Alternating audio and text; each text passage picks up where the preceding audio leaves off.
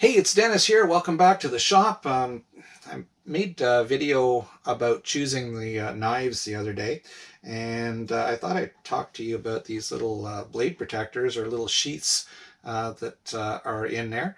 I figured I'd make a separate video. Now you can go and buy a full sheath flex cut, this particular one. These are nice because you know, you can put them on your coveralls or whatever, and when you're walking around a class or you're just walking around the shop, you can sheath the knife so you're not going to hurt anybody. But when I'm storing my knives, I like these little plastic protectors here, and I'm going to show you how we make them.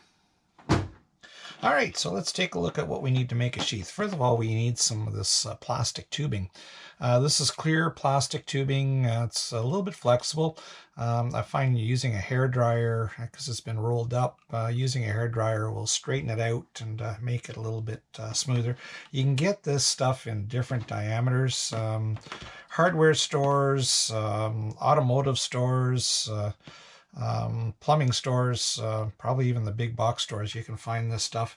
I got this from a hardware store, and you buy it by the foot, so I buy different diameters. So let's make a sheath. We'll replicate this little guy here. Well, sheath, blade protector, whatever you want to call it. That's too big. Yeah, this stuff here. All right, so what I start off by doing, because when I make one for a knife, I don't normally have one, so I'll take my blade and I'll just rough measure, and I always go about 3/16 to a 1/4 inch longer. That way, yeah, I'm not going to poke through. So right about there, grab a pair of scissors, and we make a cut. Now these are a little bit small, these scissors, for this stuff, but we'll muddle through here. There we go. That's it. We got our first piece.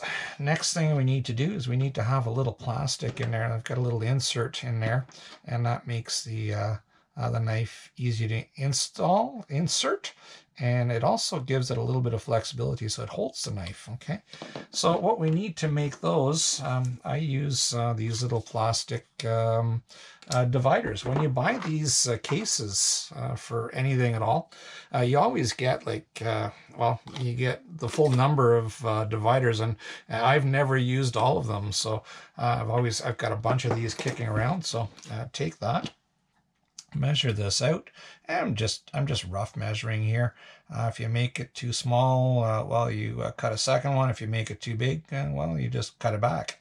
So right about there is where I want to be. Again, these are thin. Take it with the scissors, watch the fingers, and we just cut a little slot, okay, or a little slot, and there we go. Take that.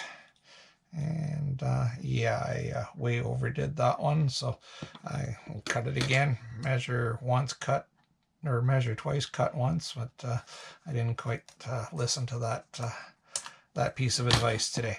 All right, so there we go, and just push that in like that, and that's it. Okay, so there you go. You've got the little piece of plastic in there, and then you just slide your knife in just like that, and it's protected. Okay, you don't have to worry about the tip.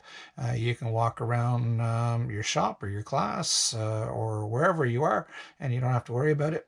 And it's also great for just well, when you stick it in the in your tool holder, then you're not banging the tip. Okay, so that's it.